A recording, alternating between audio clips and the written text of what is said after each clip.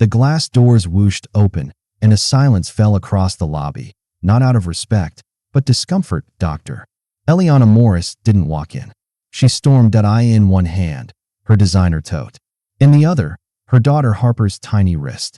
Harper wasn't crying, but her face was locked in a grimace, head down, hands clenched against her ears, feet dragging against the marble floor. The receptionist froze mid-greeting. A nurse looked away. Even the janitor paused, mop still dripping. Only one man moved. Kevin Lawrence stood by the security desk, clipboard in hand, posture relaxed but attentive. He watched, eyes not on Eliana, but on Harper. Something flickered in Harper's face as she passed him. Her feet stopped for just a second. She glanced at him, not a long stare, not even a smile. Just contact, real and quiet. Then Eliana tugged. Again, and Harper stumbled forward. "Let's go." Eliana snapped, teeth clenched. "I told you not to do this here." Kevin didn't speak. He didn't approach. But his gaze lingered long after they vanished down the corridor. That a few nurses whispered, "That's her daughter? I didn't know she had one. She's nonverbal, I heard. Special needs." Kevin didn't react. He simply turned, stepped back behind the desk, and wrote something down on his log. Nothing official, just a note in the margin that he'd seen something no one else did. Harper had made eye contact, just once. And in that half second, the screaming inside her had stopped. Why? The lobby returned to motion. Phones rang, elevators chimed. But something had already shifted. Kevin stood a little straighter. Harper had noticed him, and for the first time in that cold, sterile building, someone had noticed her back. Eliana stood by the waiting room window, checking her watch every other second. Harper sat beside her, knees pulled to her chest, rocking rhythmically, a low hum in her throat. The other parents gave them space, not out of respect, but fear of saying the wrong thing. Kevin approached slowly, hands visible, posture easy. "Excuse me, Dr. Morris," he said gently. "I keep a few things at the desk for guests who feel overwhelmed. I thought maybe." She turned fast. "I do not need assistance." Her voice was sharp, too sharp for the quiet room. Kevin did not flinch. "I understand," he said. "This is not for you." He crouched slightly, careful to keep distance, and looked at Harper, not with pity, not with surprise. Just presence. From his back pocket, he pulled a simple green rubber band, clean and used. He extended it with an open palm, then stepped back. Harper hesitated, her humming slowed. Then, without looking at her mother, she reached forward and took it in words. "No thank you." Just the smallest shift. Her rocking steadied, her breathing calmed. She wrapped the band around her wrist and pulled on it softly, a rhythm she could control. Eliana said nothing at first, but her eyes narrowed. Kevin nodded once to Harper, then stood straight. "That is all," he said. Eliana's jaw tightened. "You do not know her. You do not know what she needs." "I never said I did," Kevin replied, voice low, unbothered. Turned to go. "Wait," she snapped. "Nurse." A woman in scrubs hurried over. "Please make sure security returns to his station." The nurse blinked, confused. "Of course, doctor." Kevin heard it, but did not respond. He walked back to the front without a word, as calm as when he came in. Harper was still quiet, still pulling on the band. Eliana sat beside her, lips tight, fingers twitching. She glanced once at the rubber band. Just once. But her face stayed cold. A nurse nearby whispered, "That was strange. No one gets through to Harper." She just let him hand her something. The question hung in the air, unspoken. "Why him?" Kevin returned to the security desk and opened his logbook again. This time, he wrote nothing, just stared at the page. Something was unfolding, and he knew better than to rush it. Harper had taken something from him.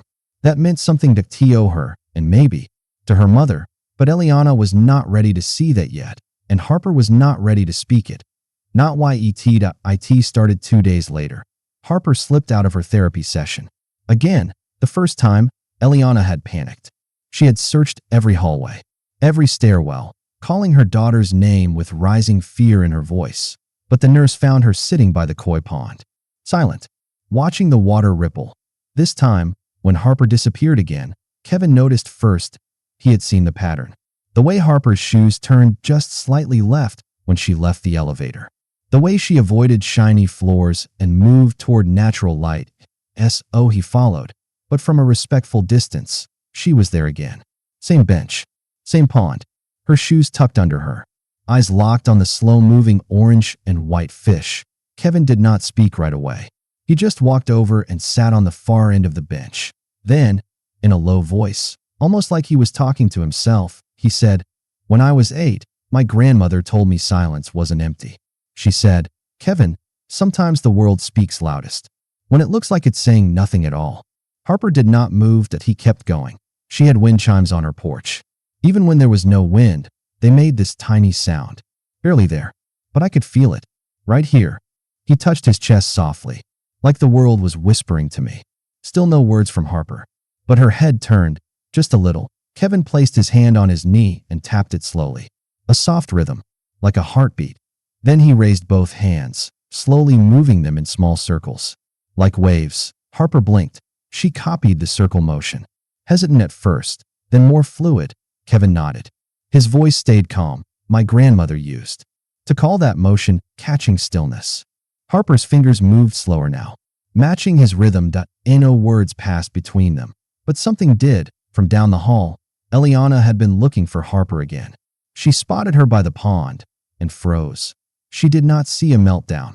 She did not see her daughter curled in panic. She saw Harper sitting upright, eyes calm, hands moving gently through the air in slow, mirrored circles, and next to her, the security guard. ***, no therapy tools. No clinical methods. Just stillness. Eliana stepped back behind the column before they saw her. She pressed a hand to her mouth. She did not know what she felt. Relief? Jealousy? Confusion? Kevin was not trained in behavioral science. He was not part of the hospital team. Yet Harper had followed him out there. She had copied him, mirrored him, listened without being told to. Back by the pond, Harper dropped her hands into her lap. But she did not stand. Kevin leaned back against the bench. "You ever feel like the world gets too loud?" he asked, still looking at the pond. "Sometimes I do too." Harper did not answer. But she was still there, still listening, and Kevin saw it. What the others had missed. She did not need to be fixed. She just needed to be heard. The next few days passed in quiet routine. Every afternoon around 3, Harper found her way to the koi pond. And every time, Kevin was already there. Not waiting, exactly, just present. As if the space belonged to both of them. Sometimes they sat in silence. Sometimes he spoke softly about wind chimes, trains, rain on tin roofs. Harper didn't answer, but she stayed. And that was enough. One day, Kevin brought a small wooden top. He spun it gently on the stone bench. Harper watched, eyes following the slow wobble as it circled, slowed, and finally stilled. Then she reached for it. Her hand moved with care, fingertips brushing the grain of the wood. She didn't spin it, just held it, as if trying to understand what it meant. Kevin smiled faintly. "My little sister used to love that sound." "The spin," he said. It calmed her. He didn't look at Harper. When he said it, his voice softened, like he was speaking from a faraway place. She had epilepsy. Bad. And noise was hard for her. Bright lights, certain textures, the world overwhelmed her. Harper tilted her head, fingers still on the top. That Kevin's eyes stayed on the water. "I used to drum on the floor. Just my fingers, like this." He tapped a slow, steady beat on the bench. It helped her stay grounded. Gave her something to come back to. A pause. She couldn't talk much, but she could hum. Always the same note. "It was how I knew she was okay." He rubbed the back of his neck. "I haven't told anyone that in a long time." Behind them, footsteps clicked softly on the pavement. Eliana, her arms were crossed, tight. "You're just a security guard," she said, voice low but sharp. "What are you trying to do with her?" Kevin looked up at her calmly. "I'm not trying," he said. "I'm remembering." Eliana's face flickered. She wasn't angry, just tired. Worn. The kind of tired that comes from years of trying everything and watching nothing work. "She's my daughter," she said. Kevin nodded. "I know. She's complicated. She's human." That silenced them both. Harper looked between them, then stood without warning.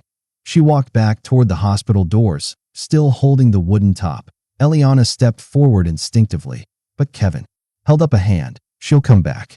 And she did. Minutes later, Harper returned, slower this time. In her hand was a folded hospital paper towel. Inside it, carefully wrapped, was a tiny gray pebble. She placed it beside Kevin's top on the bench. Then she Saturday not beside him, but close enough. Kevin looked at the pebble. He didn't touch it. Thank you, he said softly. Eliana watched this unfold with an expression she couldn't name. Something between confusion and awe. How did you do that? She asked. Kevin shook his head. I didn't do anything. He looked at Harper. She just remembered I was listening. Eliana sat down slowly on the far edge of the bench. Your sister, she said. What happened to her? Kevin didn't answer. Not yet. He just looked out at the water, hands resting still on his knees. The koi moved lazily through the surface, breaking light like stained glass, and the silence between them grew thick, with memory, with meaning, and with something neither Eliana nor Harper could name. But Kevin knew it well. The silence before the story finds its voice. The siren tore through the walls like a blade. Sharp, sudden, loud. Harper collapsed to her knees near the elevator, her palms pressed hard against her ears, her body rocking in frantic motion. She was not crying. She was shutting down. No one moved. Not the nurse. Not the front desk clerk. Not even Eliana at first. But Kevin did that. He knelt down slowly, setting his security badge on the floor beside him, as if shedding every barrier that could scare her. That he did not speak. He did not reach. He pulled a short pencil from his back pocket and tapped it gently on the marble floor. Tap, tap, tap. Pause. Tap, tap, tap. Harper's rocking slowed, eyes flicking to the rhythm. She began matching the tapping with the heel of her shoe. Eliana stood by the stairwell exit, frozen. This was not protocol. This was not in any of the 10 parenting books she had read. Kevin tapped again, then started a breath cue. In for 4, out for 4, guiding her with his hand motion. She copied him. Her breathing slowed. Her body relaxed. It was the first time Harper calmed herself down. All by herself. The alarm stopped. The silence landed like a gift. Kevin stood up carefully, nodding at Harper, then stepped back. He did not speak to Eliana, did not wait for thanks. But Eliana did not let him leave. She caught up to him by the far corridor. Her voice was flat, but her eyes were red. What do you want from us? She asked. Kevin looked at her, eyes steady. Nothing. He glanced toward the hallway where Harper sat, still and calm. Just don't ignore her when she's speaking without words. For a second, Eliana could not reply. She had led research studies, published journals, performed brain surgeries on billionaires, and yet, a security guard had seen something in her daughter that she never had. That night, Eliana sat on the edge of Harper's bed. Her daughter was asleep, her hand curled loosely around that same pencil Kevin had tapped with. Eliana did not know what it meant, but something had shifted in Harper, and maybe in herself, too. Eliana hadn't planned on speaking that day. She had booked the therapy session out of habit, the way people buy groceries without knowing what they'll cook. But something cracked. I think I've been doing everything right and still failing, she said, eyes fixed on the rug beneath her chair. I read the manuals. I followed the specialists. But with Harper, I never really knew what she needed. The therapist stayed silent, letting the words settle. I wanted to fix her, Eliana whispered. Not meet her. It hit her like a confession, not out of guilt, but grief, for all the moments she'd filled with structure instead of stillness. For all the ways she tried to be efficient instead of present. That night, she couldn't sleep. Her house was quiet. Harper already curled under her weighted blanket, the nightlight glowing soft blue. Eliana wandered into her office and opened the bottom drawer of her desk. There, underneath unopened bills and some old receipts, was the stack Kevin had given her weeks ago. Printed articles, a few handwritten notes clipped together with a rusted paperclip. She hadn't touched them until now. They weren't glossy academic papers. They weren't filled with expert jargon or 10-step programs. Instead, they spoke of rhythm, breath, consistency, of sitting in the discomfort with a child who couldn't always speak in words. She sat in her reading chair and read until nearly 2 a.m. Not skimming, not searching, just absorbing. The next afternoon, Harper was already at the pond bench, legs tucked under her, fingers tapping the metal armrest. She was humming to herself, almost inaudibly. Eliana didn't say anything. No clipboard, no attempt to redirect or engage. She just sat. Beside her, Harper didn't acknowledge her, not directly. But she didn't move away either. Minutes passed. Then an hour. The third day, Eliana brought 2 juice boxes and a soft throw blanket. They drank quietly, side by side. Harper glanced over once, then back to the pond to be the sixth day. Harper leaned her shoulder gently into her mother's side. Eliana didn't flinch, didn't gasp or overreact. She stayed still, grounded. Tears welled behind her sunglasses, but she didn't make a sound. She didn't want to interrupt the moment by naming it too soon. It was the first time in years that Harper had initiated physical contact. No goal, no prompting, just connection. Later that week, at the side entrance of the hospital, Kevin was gathering the last of his belongings. Clipboard, flashlight, walkie. His uniform looked as crisp as ever, but something about his movements seemed quieter, more final. Eliana found him there, the late afternoon sun softening the edge of his silhouette. "You're leaving?" she asked. Kevin gave a small nod. "Last shift ends tonight. Contract's over." She hesitated. "You never said why you took this job in the first place." He paused, looking toward the trees beyond the parking lot. "Some things you don't choose. You just return to them." Then he looked her in the eye. "Harper doesn't need me anymore.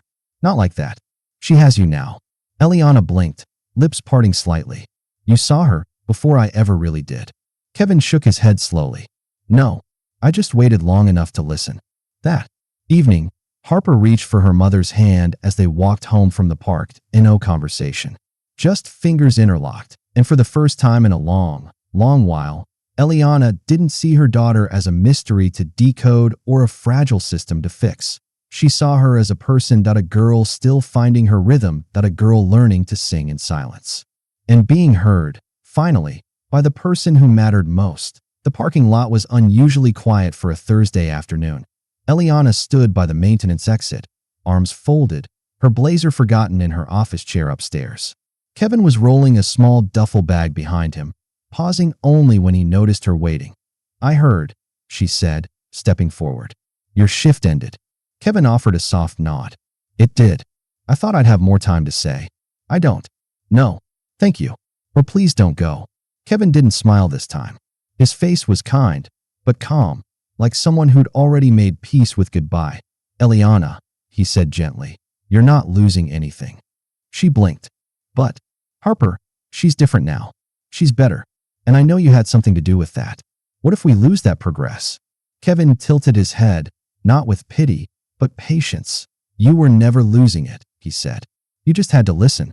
Eliana looked away. Her throat tightened, that old guilt creeping up her spine. "She still hasn't said a word," she whispered. "But she's been reaching.